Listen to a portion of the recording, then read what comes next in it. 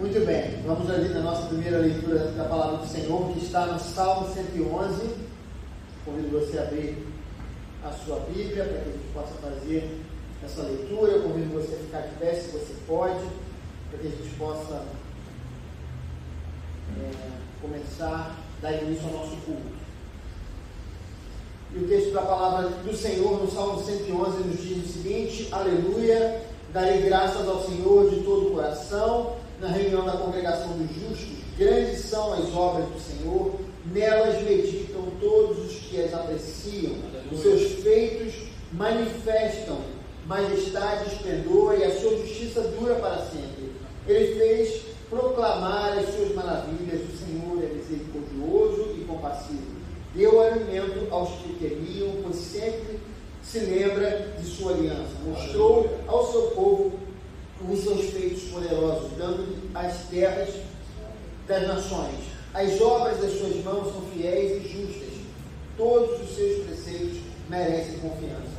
Estão firmes para sempre, estabelecidos com fidelidade e retidão. Ele trouxe redenção ao seu povo, firmou a sua aliança para sempre. Santo e temível é o seu nome. O temor do Senhor é o princípio da sabedoria. Todos os que cumprem os seus preceitos revelam bom senso. Ele será louvado para sempre. Aleluia. O versículo 9 nos diz que ele trouxe redenção ao seu povo e firmou a sua aliança para sempre. Jesus Cristo foi aquele que trouxe a redenção quando ele morre na cruz do Calvário em nosso favor. Todo o nosso culto nessa manhã gira em torno daquilo que ele fez por nós, irmãos. Então, vamos ter a certeza de que Deus aceitará as nossas orações, o nosso louvor, a nossa adoração, porque Jesus Cristo, ele trouxe redenção ao seu povo. Então, vamos orar ao Senhor, vamos pedir a Ele que mais uma vez nos abençoe nesse culto. Pai amado, Pai querido, nós te agradecemos pela bênção de podermos participar desse culto de louvor e adoração ao seu santo nome. Nós oramos para que a tua presença esteja entre nós, que o teu Espírito Santo possa falar às nossas mentes, Senhor, aos nossos corações, que a gente possa, Senhor, sair transformado pela tua palavra, Senhor, porque nós queremos que a tua palavra é transformadora, e por isso nós estamos aqui, porque queremos receber a porção do teu Espírito Santo para as nossas vidas. Nós oramos assim, em nome de Jesus.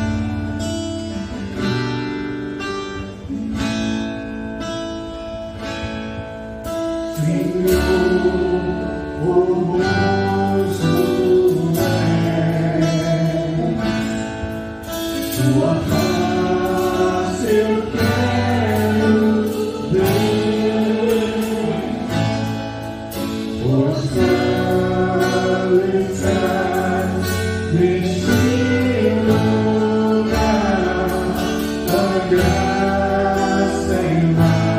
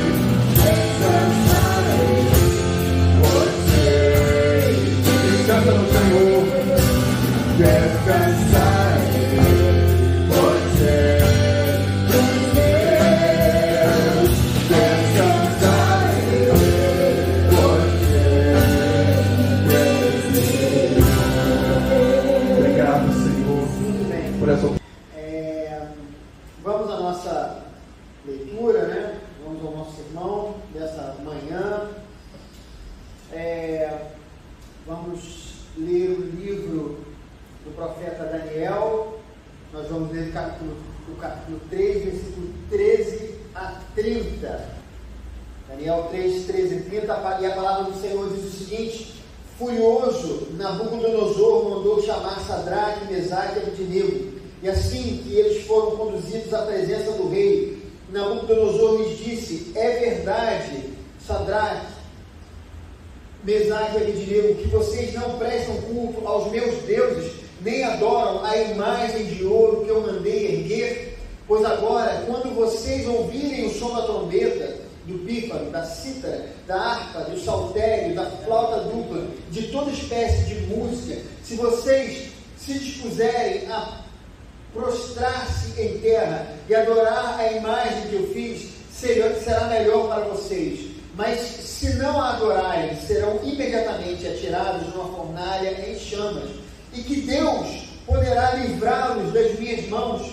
Sadraque, Mesaque e Abednego responderam ao rei: ó Nabucodonosor, não precisamos defender-nos diante de ti. Se formos atirados na fornalha em chamas, o Deus a quem prestamos culto pode livrar-nos, e ele nos livrará das tuas mãos, ó rei. Mas se ele não nos livrar, saiba, ó rei, que não prestaremos culto aos teus deuses, nem adoraremos a imagem de ouro que mandaste erguer. Nabucodonosor ficou tão furioso com Sadraque, Mesaque e Abednego que o seu semblante mudou. Deu ordens para que a fornalha fosse aquecida 7 vezes mais do que de costume e ordenou que alguns dos soldados mais fortes do seu exército amarrassem Sadraque, Mesaque e Abednego e os atirassem na fornalha em chamas. E os 3 homens, vestidos com seus mantos, calções, turbantes e outras roupas, foram amarrados e atirados na fornalha extraordinariamente quente. A ordem do rei era urgente e a fornalha estava tão quente que as chamas mataram os soldados que levaram Sadraque, Mesaque e Abednego, e esses caíram amarrados dentro da fornalha em chamas. Mas logo depois o rei Nabucodonosor, alarmado, levantou-se e perguntou aos seus conselheiros: não foram 3 os homens amarrados que nós atiramos no fogo? Eles responderam: sim, ó rei. E o rei exclamou: olhem, estou vendo 4 homens desamarrados e ilesos, andando pelo fogo, e o quarto se parece com um filho dos deuses. Então Nabucodonosor aproximou-se da entrada da fornalha em chamas e gritou: Sadraque, Mesaque e Abednego, servos do Deus Altíssimo, saiam, venham aqui. Sadraque, Mesaque e Abednego saíram do fogo. Os sátrapas, os prefeitos, os governadores e os conselheiros do rei se ajuntaram em torno deles e comprovaram que o fogo não tinha ferido o corpo deles, nem um só fio de cabelo tinha chamuscado, e os seus mantos não estavam queimados e não havia cheiro de fogo neles. Disse então Nabucodonosor: louvado seja o Deus de Sadraque, Mesaque e Abednego, que enviou o seu anjo e livrou os seus servos. Eles confiaram nele, desafiaram a ordem do rei, preferindo abrir mão da sua vida a prestar culto, a adorar a outro Deus que não fosse o seu próprio Deus. Por isso, eu decreto que todo homem de qualquer povo, nação e língua que disser alguma coisa contra o Deus de Sadraque, Mesaque e Abednego seja despedaçado e sua casa seja transformada em monte de entulho, pois nenhum outro Deus é capaz de livrar alguém dessa maneira. Então o rei promoveu Sadraque, Mesaque e Abednego na província da Babilônia. Amém. Vamos orar. Senhor, oramos para que o Teu Espírito Santo ilumine o nosso entendimento, que Ele fale conosco, que Ele nos encha da Tua palavra, porque precisamos da Tua palavra para viver nos dias tão difíceis, esses que nós temos vivido hoje em dia. No nome de Jesus. Amém. Os irmãos podem se sentar.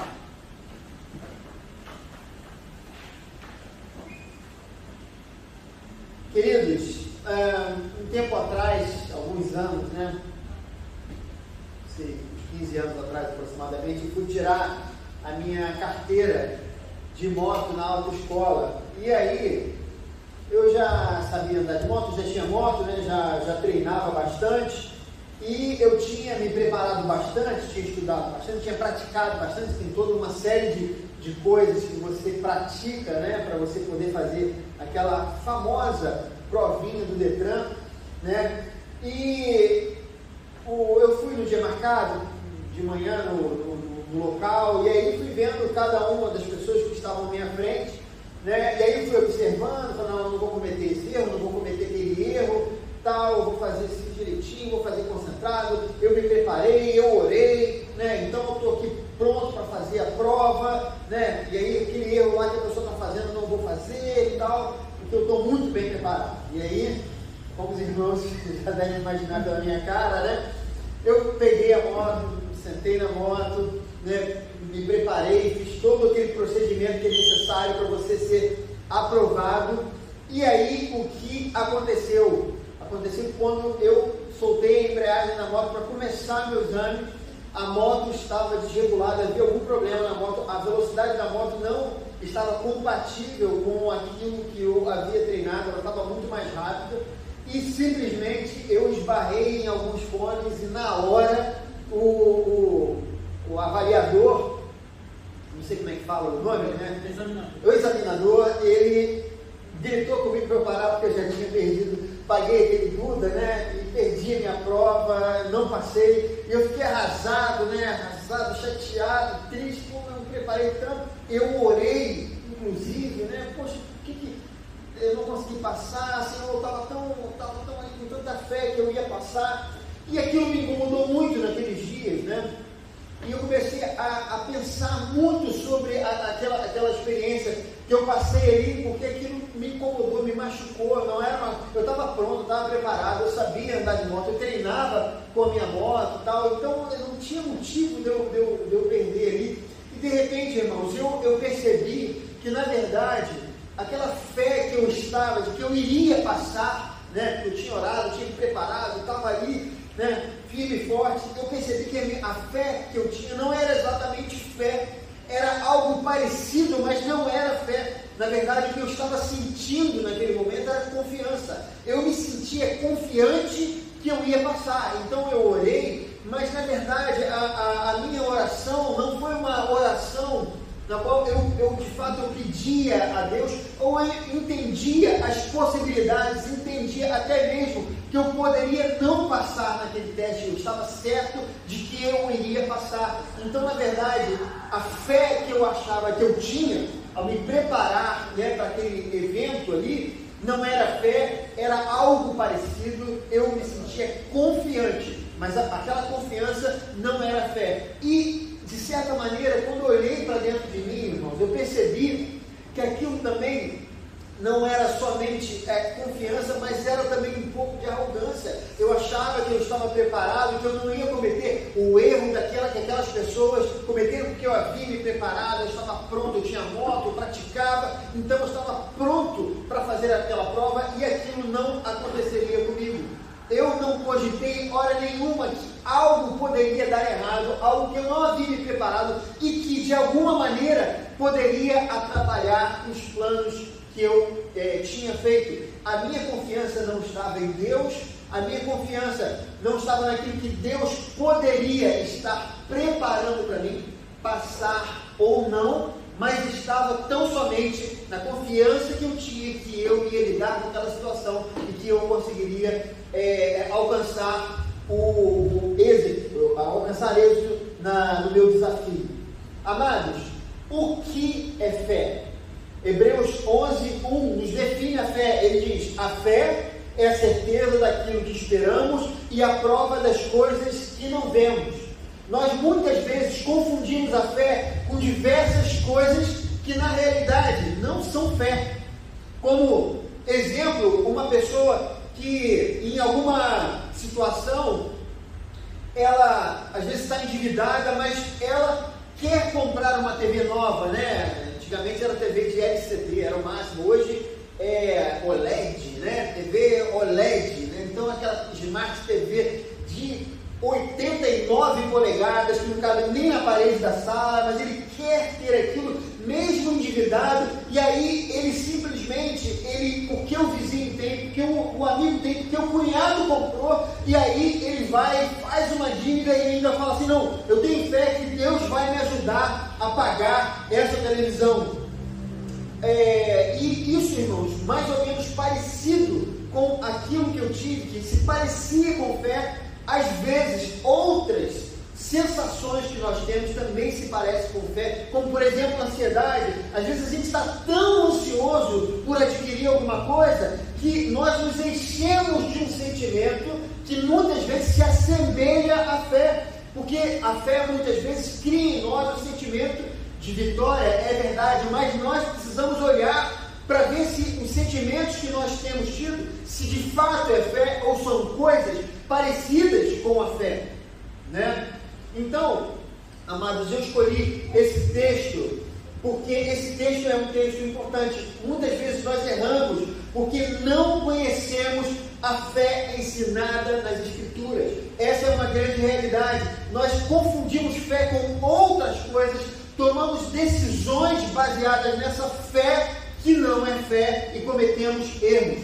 Então eu escolhi esse texto porque esse texto é um exemplo da fé genuína. A fé que nós, como cristãos, precisamos praticar na nossa vida. E a primeira coisa que eu percebo nesse texto, quando nós lemos o versículo 17 e 18, que fé é uma resolução, fé é uma tomada de decisão. Olha só o que diz o versículo 17 e o versículo 18. O texto diz o seguinte: se formos, eles dizendo, Sadraque, Mesaque e Abednego, respondendo a afirmação de Nabucodonosor, se formos atirados na fornalha em chamas, o Deus a quem prestamos culto pode livrar-nos, e Ele nos livrará das tuas mãos, ó Rei. Mas, se Ele não nos livrar, saiba, ó Rei, que não prestaremos culto aos teus deuses, nem adoraremos a imagem de ouro que mandaste erguer. Eles sabiam que Deus poderia livrá-los daquela situação, mas eles também entendiam que Deus poderia não fazer isso, porque a decisão de livrar ou não pertencia a eles, não pertencia à fé, o poder da fé, que muitas pessoas pregam hoje em dia como se a fé fosse uma espécie de Deus. Não é. Eles entendiam que a fé era em Deus, e Deus, como um ser inteligente, alguém que sabe, que percebe, que vê as coisas, poderia livrá-los ou não. Mas, naquele momento, eles tomam uma decisão, uma resolução, independente daquilo que Deus está para fazer. Eles dizem, né, se Ele não nos livrar, saiba, ó Rei, que não prestaremos culto aos seus deuses. Essa fé não obrigava uma resposta da parte de Deus, uma resposta imediata da parte de Deus. Como muitas vezes, muitas pessoas dizem, né? Eu tenho fé, logo as coisas acontecerão na minha vida. E elas fazem porque elas têm a certeza, entre aspas, que as coisas que elas estão imaginando ou que estão tendo fé que irá acontecer, elas acontecerão exatamente como elas pensam. Mas nem sempre as coisas acontecem como nós imaginamos. Mesmo assim, a fé ela é importante, porque a nossa fé não está no objetivo final, aquilo que nós queremos, mas está em um Deus que pode ou não fazer, pode fazer do nosso jeito, ou pode fazer do jeito dele, mas na verdade sempre é do jeito dele. Ele dificilmente faz conforme nós imaginamos, porque ele sabe o que é melhor para nós. E quando ele atua baseado no seu conhecimento, na sua onipresença, na sua onisciência, na sua sabedoria. E essa fé que essas pessoas aqui professavam, esses três professaram, era uma fé com uma via única, né? Nós cremos, nós vamos fazer. Se Deus vai fazer ou não, nós não temos certeza. Eles, irmãos, apenas creram que Deus não queria que eles se curvassem diante da estátua. Essa era a fé mais importante. Eles criam que Deus não queria que eles se curvassem diante dos ídolos, como havia acontecido naquele momento. Então eles obedeceram, eles creram em Deus, eles sabiam que isso não estava correto. Desde o tempo de Moisés havia na lei dos judeus essa ordem da parte de Deus, na qual Deus dizia para que eles não adorassem aos outros deuses. E nesse momento eles estavam diante de uma situação onde o rei, que se achava acima de Deus, porque ele mesmo diz aqui, né, que ele não sabe qual Deus vai livrá-los, que Deus é esse que vai conseguir livrá-los da ordem de Nabucodonosor, de levá-los para a fornalha. Nabucodonosor era alguém arrogante, era alguém que se achava uma espécie de Deus. Os profetas profetizavam que ele era um instrumento na mão de Deus para trazer a ira sobre os povos da região ali de Canaã, o próprio povo de Judá. E a gente percebe que tudo aquilo que o rei se propunha a fazer, Nabucodonosor se propunha a fazer, ele era vitorioso, porque o seu reino, o seu exército era muito poderoso. E aí ele achava que ele era acima de qualquer outro Deus, mas ele não sabia que havia um Deus acima deles. E os três homens, os três amigos de Daniel, Sadraque, Mesaque e Abednego, tinham a compreensão que acima de Nabucodonosor havia um Deus que de fato eles precisavam prestar obediência, e era isso, eles creram e eles obedeceram, independente de qual fosse a resposta de Deus, do que Deus faria ou não por eles. E o que eles podiam fazer, eles fizeram. Eles tomaram uma decisão. A fé deles fez com que eles tomassem uma decisão, que eles fizessem uma escolha diante da adversidade que se impunha. Em segundo lugar, irmãos, fé, segundo esse texto, é obediência. Veja o versículo 16. Sadraque, Mesaque e Abednego responderam ao rei: ó Nabucodonosor, não precisamos defender-nos diante de ti. Queridos, esses homens estavam numa situação crucial de suas vidas. Ou eles se encurvavam diante da estátua e se livravam da pena capital, ou morriam por causa da, entre aspas, da teimosia deles de não obedecer o rei Nabucodonosor. Mas eles entendiam que havia, como eu disse, alguém acima desse rei. Por que, irmãos, que eles não poderiam reverenciar essa estátua? E aí a questão começa no motivo deles estarem no cativeiro babilônico. Se a gente for olhar a história de Israel, como eu disse, havia uma ordem clara e expressa que eles não poderiam se ajoelhar diante de outros deuses.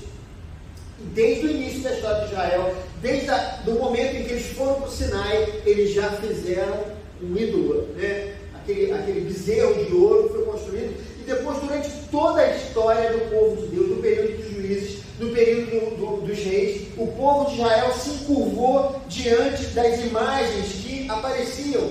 Deus enviou os profetas, disse para eles que eles precisavam largar a idolatria. Se eles não fizessem isso, se eles não começassem a obedecer a voz do Senhor, a voz dos profetas, que era a própria voz do Senhor, ou a lei de Deus, se eles não fizessem isso, eles terminariam os seus dias no cativeiro. E foi exatamente por conta desse coração endurecido desse povo que eles estavam naquele momento no cativeiro babilônico.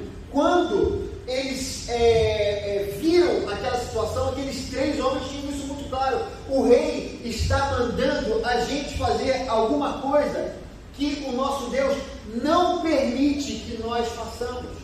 Então, pela primeira vez, aquele povo negou através desses três homens. Eles foram uma referência para toda a nação. Imagine, irmãos, se eles se curvam diante daquela imagem, toda a nação, aquela que foi para o cativeiro, né? Eles também se curvaria diante daquela imagem. Eles eram uma referência. Era necessário que eles enfrentassem aquela situação, porque o motivo deles estarem ali era porque eles haviam se curvado diante das imagens. Esses três homens tinham isso muito claro em suas mentes. Eles sabiam que jamais poderiam retroceder, e a única alternativa para eles naquela situação era morrer, porque se curvar eles jamais voltariam a fazer, porque durante muitos séculos Israel se curvou diante dos ídolos.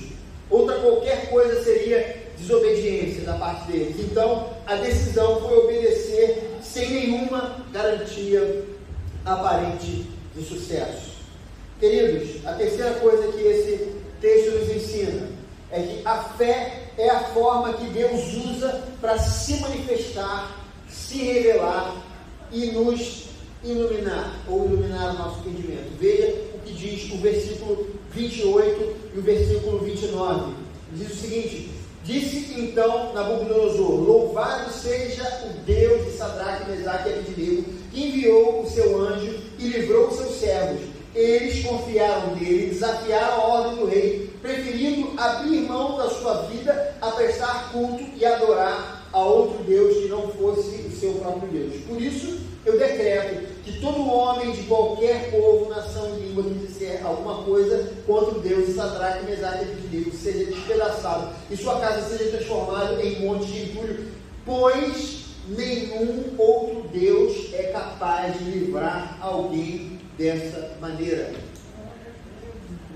Eles chegaram a essa conclusão porque um passo de fé foi dado. Deus, ele se revelou não só para Nabucodonosor, mas para todos aqueles líderes que estavam à volta. Veja que no final eles se aglomeram para ver o que havia acontecido. Nenhum filho, eles checaram, nenhum filho de cabelo havia se queimado na fornalha. Então, por conta da obediência daqueles homens, por causa do ato de fé, Deus se mostrou para aquela nação ímpia. Eles viram que Deus não era qualquer Deus.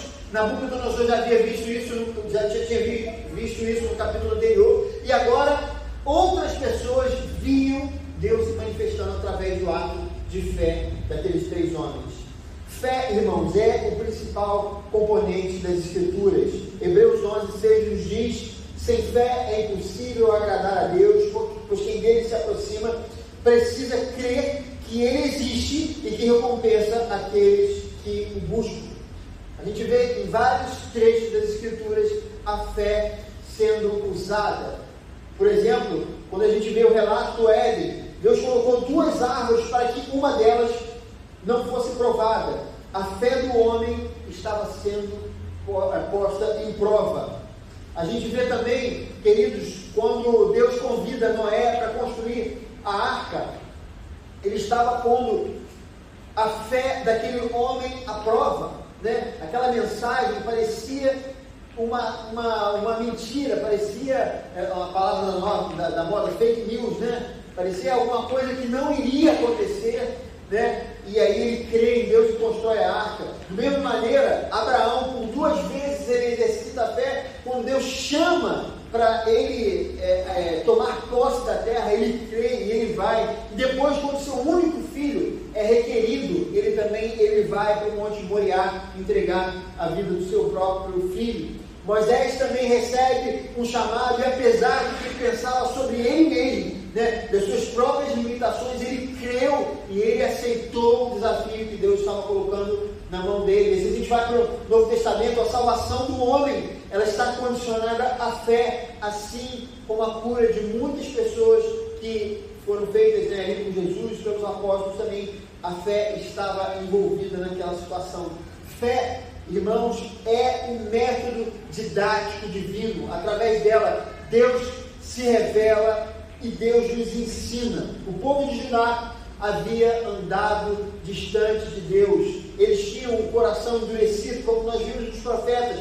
Eles haviam se entregado à idolatria. Eles haviam cometido todo o tipo de impiedade. Eles não queriam crer em Deus, mas agora não havia restado nada. Eles seriam obrigados a se curvarem aos deuses estrangeiros. Eles não tinham a segurança e poderiam ser mortos por qualquer motivo banal naquela terra estranha. A vida deles não lhes pertencia mais. Agora só restava para Judá confiar entregar seu destino ao Deus verdadeiro. Entenda, esse processo que eles estavam passando de crer no Senhor fazia com que eles aprendessem, com que eles se aproximassem de Deus, aquilo que não ocorreu enquanto eles viveram na terra prometida, enquanto eles viveram no tempo de Israel, no tempo de Judá, lá em Jerusalém. Eles não queriam se aproximar de Deus, eles andavam distante, mas nesse momento em que eles foram encurralados, que não havia saída, a fé foi o elemento que os aproximou. Eles viram Deus se revelar. Então, irmãos, amados, quando a gente olha até mesmo para a situação da cura, né, que houve, Deus falou que iria curar os corações, iria levá-los para o cativeiro e lá trocaria o coração de pedra por um coração de carne. Os profetas, eles nos dizem isso, e isso de fato aconteceu. E a fé, confiar em Deus nas adversidades, foi o motivo pelo qual o Senhor purificou o coração daquelas pessoas. E é nesse processo que a nação foi curada do seu coração duro e obstinado. Amados, eu queria fazer um paralelo dessa história vivida por esses homens com a nossa vida, o nosso cotidiano. Eu queria dizer que isso tem tudo a ver conosco. Fé, ela é uma resolução, fé é uma escolha. Assim como nós vimos, né, nesse versículo 18, né, quando eles dizem para o Nabucodonosor: se ele não nos livrar, saiba, ó rei, que não prestaremos culto aos teus deuses. Esses 3 amigos de Daniel, eles não apenas criam em Deus, mas eles mostraram comprometimento com a fé que eles tinham. Nós também, irmãos, precisamos demonstrar esse comprometimento com a fé que nós cremos. Crer, na verdade, é uma ação. Crer é uma escolha. Crer é uma resolução. Diferente do que pensamos, não é um conceito filosófico ou teológico, mas é algo palpável que interfere no meu cotidiano. Há pessoas que descrevem a fé, falam sobre a fé, citam versículos bíblicos relacionados à fé, mas não vivem a fé. Conhecer, saber da fé não é o mesmo que praticar a fé. E amados, ouçam isso: enquanto minha fé não mudar o rumo da minha vida, não posso dizer que eu creio. Porque se eu creio, a minha fé precisa fazer com que eu faça escolhas no meu dia a dia. Enquanto essas escolhas não são feitas baseadas nessa fé que eu digo professar, a minha fé não serve para nada. Essa é a grande realidade. Muitas pessoas tomam as suas decisões não baseadas nas promessas de Deus nas Escrituras, naquilo que Deus já provou e comprovou na nossa vida, mas tomam as decisões baseadas no medo, baseado, irmãos, naquilo que é mais fácil, naquilo que o seu coração, que às vezes deseja coisas ruins, pede que você escolha. Não pode ser assim. Se nós dizemos que cremos em Deus, cremos nas Escrituras, essa fé precisa atuar nos meandros da nossa vida, no nosso dia a dia, a cada minuto. Não pode ser simplesmente, irmãos, algo separado das minhas ações. É assim que nós devemos viver. Em vez de arrumarmos desculpas para as nossas falhas, nós precisamos tomar resoluções, escolher coisas, abdicar dos nossos conceitos, preconceitos e do nosso meio, e do nosso medo. Como aquelas pessoas que muitas vezes creem que Deus pode transformar a vida da família, o casamento, mas simplesmente as coisas não acontecem e as pessoas vão para um lado oposto daquilo que elas sabem que Deus pode fazer. Porque muitas vezes você pergunta: Deus pode transformar a vida de família? A pessoa diz: pode, mas aí o que acontece? A vida dela não consegue praticar essa fé, ela não consegue viver essa realidade. Muitas vezes há pessoas que creem que Deus pode transformar as famílias, mas não oram para a transformação das suas próprias famílias, não oram para a transformação de si mesmo. Muitas vezes, dos pecados que as pessoas vivem, daquilo que há dentro do coração, simplesmente elas vão vivendo e não permitem que a fé faça escolhas no dia a dia, naquilo que ela faz ou deixa de fazer. Simplesmente simplesmente porque ela vai largando isso de lado. Há pessoas também que dizem que entendem, né, que Deus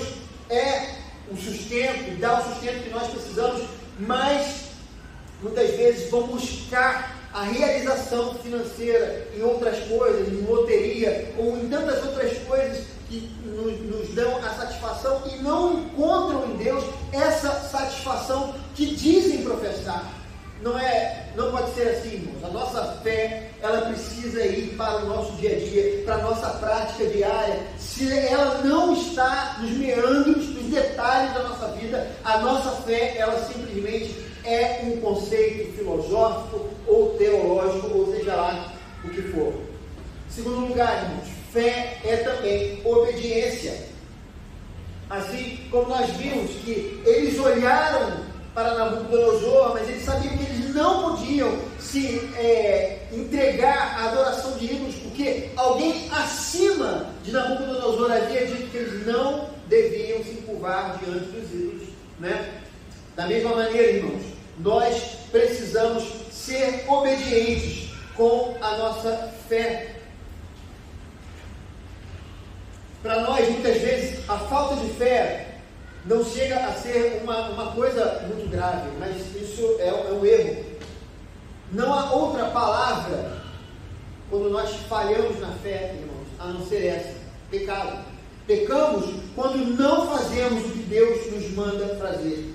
Não crer nos seus mandamentos é desobedecer, e desobedecer a Deus é pecado. Por exemplo, quando o Senhor manda não nos vingarmos, pois dele é a vingança. E quando nós nos vingamos, nós pecamos porque fazemos o mal. E pecamos pela falta de fé em sua justiça. Quando nós buscamos o nosso bem-estar em primeiro lugar, em vez do reino de Deus, nós pecamos pela desobediência. E pecamos por não crer que Deus é poderoso para nos suprir em tudo o que nós precisamos. Quando trabalhamos incessantemente pelo nosso sustento, aquela vontade que nós temos de achar que o sustento depende de nós, que o dinheiro que entra dentro de casa depende de nós, e aí nós nos afundamos em trabalho, esquecemos a família, esquecemos os nossos filhos e tantas outras coisas. Nós pecamos por não crer que Deus dá o pão aos seus amados enquanto eles dormem. Tudo isso, irmãos, é pecado, pois não fazemos aquilo que deveríamos fazer, ou seja, crer e confiar em Deus. E isso é o que Deus espera de nós. E aí, irmãos, em último lugar, fé é a forma que Deus usa para se manifestar, se revelar e nos iluminar. Eu disse que por conta do ato de fé daqueles homens, toda a corte de Nabucodonosor, todos os líderes puderam testemunhar a ação de Deus. Se eles resolvem se encurvar diante daquela imagem, né, monumental, grandiosa, feita de ouro, que Nabucodonosor havia feito, Deus não se manifestaria, né, não haveria manifestação de Deus. Não existe também, irmãos, outra maneira de conhecermos a Deus a não ser pelo caminho da fé. O apóstolo Tiago, capítulo 1, versículo 2 a 6, ele nos diz que meus irmãos, considerem motivo de grande alegria o fato de passarem por diversas provações, pois vocês sabem que a prova da sua fé produz perseverança, e a perseverança deve ter ação completa, a fim de que vocês sejam maduros, íntegros, sem lhes faltar coisa alguma. Repetindo, pois vocês sabem que a prova da sua fé produz perseverança. Quando nós passamos por dificuldade, nós crescemos. É isso que o apóstolo está dizendo. Deus não pode, irmãos, ser aprendido através de livros.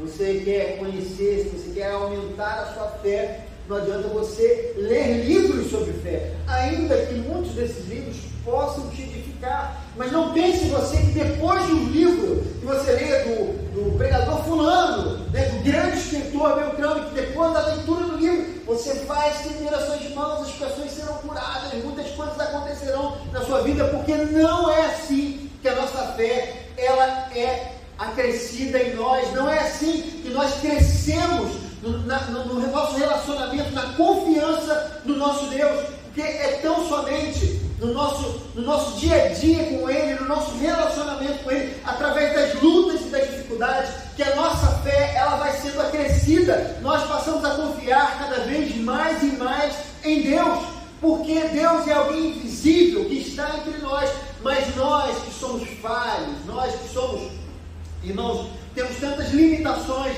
nós vamos crescendo nesse relacionamento a partir do momento em que a nossa fé vai sendo provada dia após dia, a nossa confiança em Deus ela vai gradualmente crescendo. Não há ninguém, irmãos, que da noite para o dia se torne alguém com muita fé, alguém que confia em Deus de uma maneira assim, onde não sente medo de nada, onde confia a todo instante. Amados, não é assim muitas vezes. Eu falho na fé, muitas vezes eu sinto medo das situações, sinto medo do futuro, sinto medo de tantas coisas que estão ao meu redor, mas aos poucos, através das lutas, das dificuldades, didaticamente, o Senhor está me ensinando, e é assim que Ele faz com cada um de nós.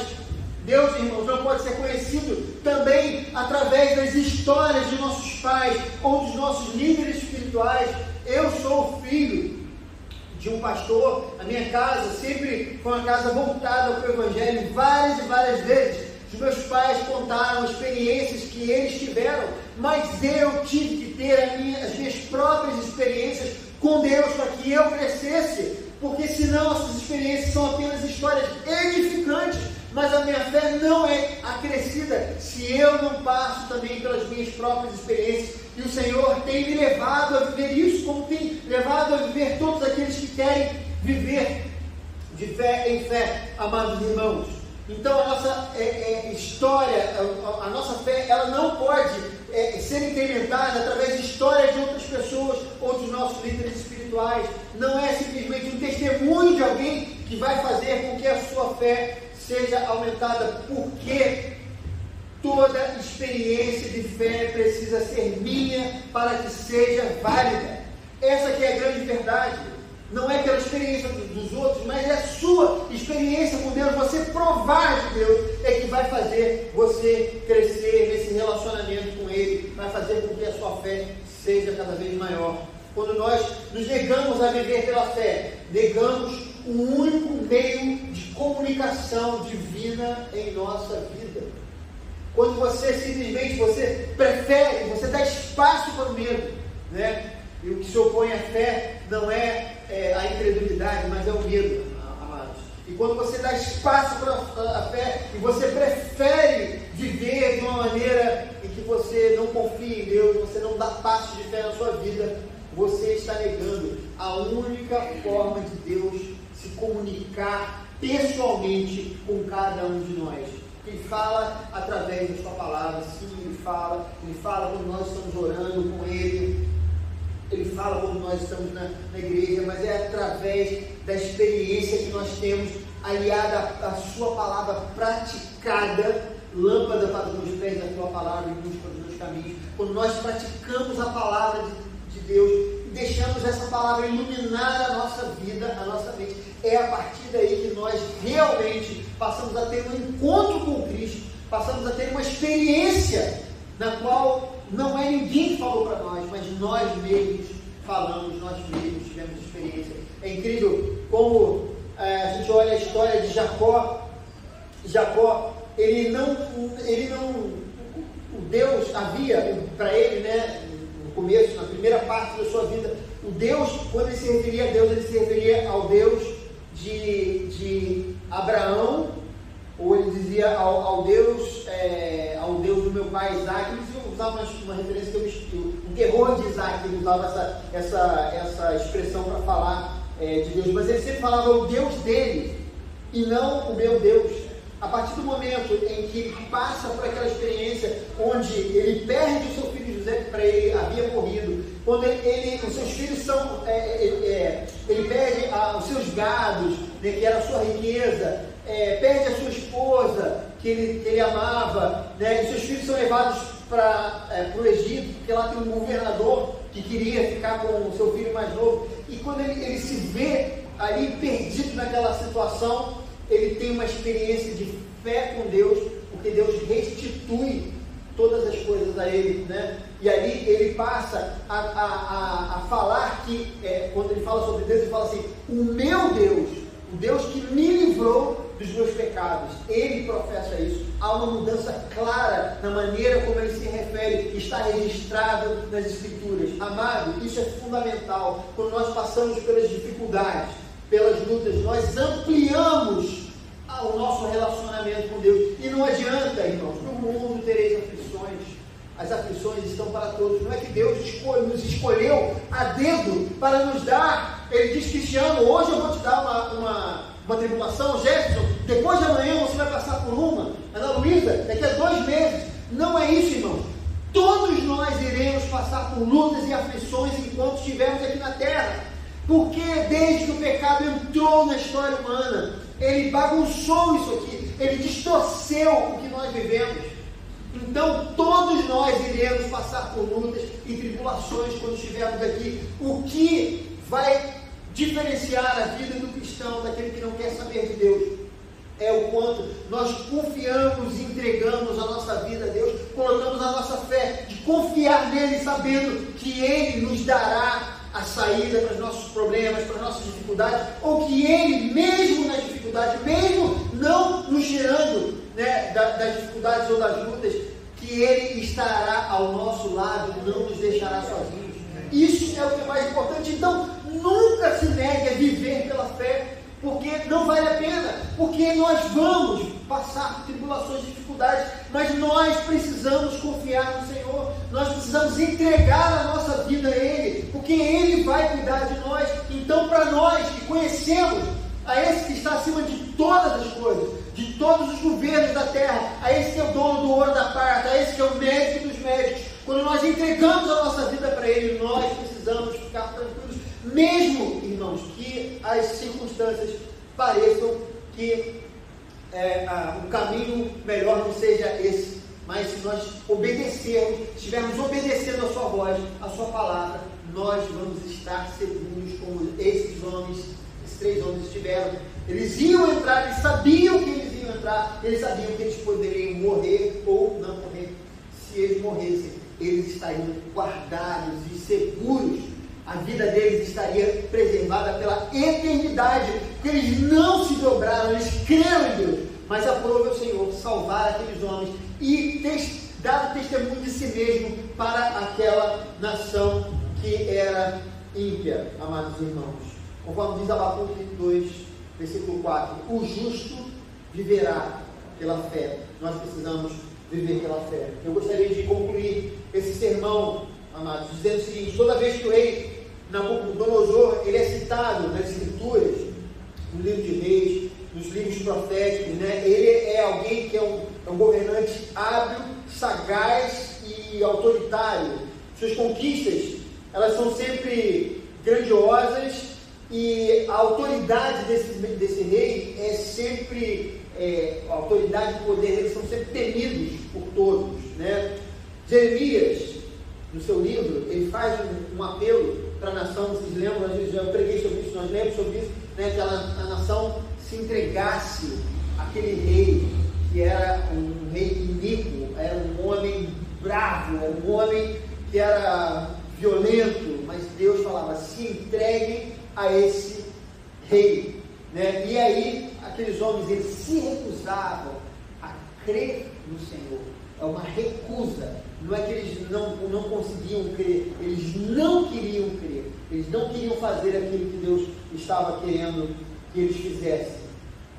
Mas olha que interessante, observe o que nos diz o livro de Daniel. No capítulo 1 a 4, nós vemos que esse rei, ele tinha uma diferença para os reis que governaram nos últimos anos de Israel. Veja só, ele sonha, e aí ele pede que alguém interprete o sonho. Daniel faz a interpretação do sonho, e aí, quando ele vê que só pode ter sido Deus que deu esse sonho, que deu a interpretação para ele, porque ele não havia contado para ninguém. Veja que homem sagaz, ele era alguém esperto, não havia contado para ninguém. Quando ele vê que Deus havia dado a interpretação, o texto nos diz que ele reconhece que o Deus de Daniel é o Deus dos deuses. Depois no capítulo 3, esse capítulo que nós lemos, depois que eles saem vivos, Nabucodonosor, o texto diz que ele louvou a Deus e também ordenou que ninguém poderia dizer nada contra o Deus que estes serviam.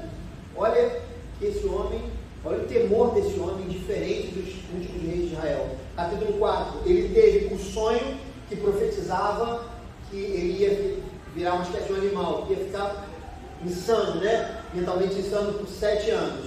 E aí, quando ele recobra a sua sanidade mental, ele reconheceu a sua arrogância e se humilhou diante de Deus.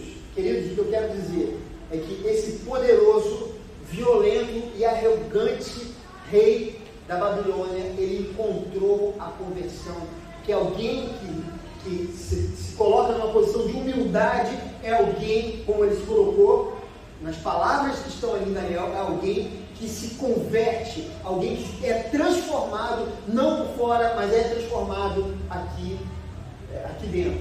Deus havia dado uma ordem para esse povo: entregue-se, pois eu vou cuidar de vocês. Mas eles não quiseram crer na mensagem dos profetas. Veja o que Deus estava fazendo. Deus estava transportando esse povo para a Babilônia e iria transformar o coração daquele rei piedoso, fazendo com que ele se convertesse. E ele se convertendo, ele tinha temor ao Deus de Israel e iria guardar, iria proteger aquele povo enquanto eles estivessem no cativeiro. Queridos, fé não é uma ideia. Fé é confiar em Deus e em suas promessas. É colocar em prática as coisas que nós já sabemos que devemos fazer. Eu queria, amados, terminar citando um texto de Mateus, capítulo 28, 16, 20. Um texto que Jesus aparece logo depois da ressurreição aos seus discípulos. O texto diz o seguinte: os 11 discípulos foram para Galiléia, para o monte que Jesus lhe indicara. Quando viram, o adoraram, mas alguns duvidaram. Então Jesus aproximou-se deles e disse: foi-me dado toda a autoridade no céu e na terra. Portanto, vão e façam discípulos de todas as nações, batizando-os em nome do Pai, do Filho e do Espírito Santo, ensinando-os a obedecer a tudo que lhes ordenei. E eu estarei sempre com vocês até o fim dos tempos. O Senhor promete que estará com a sua igreja até os fins dos tempos. Nós precisamos confiar nas promessas do Senhor. Não tema as dificuldades, não tema as doenças, não tema os problemas econômicos que o mundo tem vivido, não tema as incertezas políticas do Brasil e do mundo, não tema. Confie no Senhor, não importa o que acontecerá na sua vida, não importa o que acontecerá no seu país, na sua empresa, seja lá onde você estiver, o Senhor estará com você até o fim dos tempos. Então confie no Senhor através das dificuldades e permita que o Senhor se revele a você através das lutas, porque Ele vai se revelar e você vai conhecer um Deus que até então você ainda não conhecia. Esse é o processo didático. O Senhor nos ama, Ele está conosco a todo instante. Em nome de Jesus. Amados, eu queria finalizar orando, mas antes de mais nada eu queria fazer uma oração pelo nosso irmão Cláudio. Eu vou convidar você a exercitar a sua fé nesse momento. Sua fé, a minha fé, ela não tem poder para nada além disso, mas a nossa fé em Deus, esse sim pode fazer todas as coisas. E é nele que nós temos que colocar a nossa fé, pedir ao Senhor que Ele abençoe o nosso irmão, que Ele dê saúde ao nosso irmão e que Ele traga o nosso irmão de volta ao convívio dos seus familiares e que Ele traga o nosso irmão de volta ao convívio aqui da nossa igreja. Então eu convido você nesse momento a ficar de pé. Nós vamos orar, vamos nos unir em oração com a fé nesse Deus que é o médico dos médicos. Senhor, eu quero nesse momento fazer uma oração pelo nosso irmão Cláudio. Nós sabemos que ele está no hospital, já está há muitos dias lá e nós oramos, Senhor Deus, para que o Senhor possa dar saúde a esse irmão. Nós oramos porque cremos no seu poder. acima de todos os méritos, Senhor Deus, tu estás, tu és, sempre serás.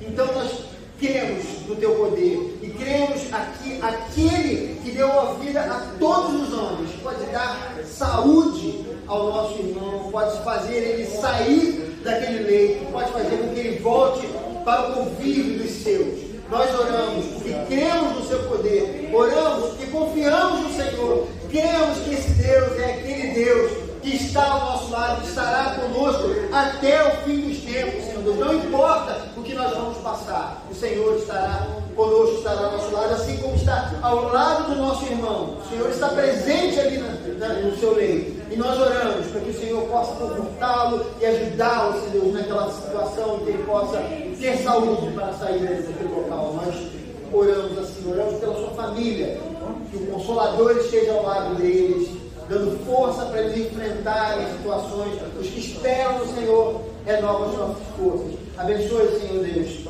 a Cláudia, o Daniel, o Gabriel, a irmã Helena, a irmã Eli, que tem passado por lutas. Seus corações estão tão apertados, Senhor. Por favor, que o Senhor possa encher o coração dessas irmãs de fé. Não, Senhor Deus, uma fé vazia, não um conceito, não um poder, uma força. Porque não, o mais importante não é a fé, o mais importante é a fé no Senhor. E nós queremos no Senhor, elas creem no Senhor, no Deus Todo-Poderoso. Então, que o seu Espírito Santo esteja também presente em suas vidas. Nós oramos assim em nome de Jesus. Nós temos a oração pela Maria Fernanda, é hoje o aniversário. Então vamos orar pela Maria Fernanda. Alguém, não? Alguém mais? É aniversário essa semana? Jefferson foi semana passada, a gente não orou por ele, pelo Jefferson, né? Foi semana passada. Margarete foi no aniversário quinta. Margarete, Jefferson e Maria Fernanda. Se começar a passar para 4, eu vou começar a esquecer, tá, gente? Mas ninguém não, né? Então eu vou orar por eles, vou fazer a oração final também, vou juntar, vou impetrar a bênção. Pai amado, nós queremos te agradecer por esse culto, por essa palavra. Acrescenta-nos a fé todos os dias, Senhor Deus. Faça com que a gente possa viver de fé em fé, Senhor Deus, porque sabemos que o justo viverá pela fé e nós somos justificados e queremos viver pela fé. Que o Espírito Santo nos ajude todos os dias. Nós oramos por esses irmãos que vão aniversariar, por esses irmãos que vão aniversariar, pelo Jefferson que fez aniversário, que a bênção do Senhor esteja sobre ele. Que o Senhor possa dar, Senhor Deus, tudo o que ele precisa para a sua vida, para o seu crescimento, para que ele possa conhecer Jesus Cristo. Nós oramos, abençoa sua casa, o seu futuro, o seu ministério, porque queremos que o Senhor está presente em sua vida. Oramos também pela Maria Fernanda, que aniversaria hoje, pela Margarete, que vai aniversariar na quinta-feira, que a tua graça, a tua bênção esteja sobre essa família também. Que o Senhor possa conceder a essas irmãs, Deus, muitas bênçãos espirituais em Cristo Jesus, além daquelas que o Senhor já nos deu antes da fundação do mundo, que elas possam receber também bênçãos espirituais, bênçãos materiais, e bênçãos emocionais também. Abençoa essa família, faça essa família crescer na graça e no conhecimento de Jesus Cristo. Abençoa essa igreja, livra-nos do mal, Senhor Deus, livra-nos da bala perdida, da violência, livra-nos, Senhor Deus, das doenças, e principalmente dessa doença que tem assolado o mundo. Senhor Deus, por favor, guarda os seus filhos, dando-nos saúde, Senhor Deus, fazendo com que a gente tenha sagacidade, Senhor Deus, para lidar com essas dificuldades que estão impostas sobre nós nesses dias, Senhor Deus. Nós oramos assim e confiamos no Senhor, que é o nosso Deus, aquele que estará conosco até o fim dos tempos. Levante as suas mãos nesse momento. E agora, irmãos, que a graça do nosso Senhor e Salvador Jesus Cristo, o amor de Deus, nosso Pai, o ensino, a comunhão e as consolações do Espírito Santo estejam sobre todos os que aguardam a vinda do nosso Senhor Jesus Cristo. Amém.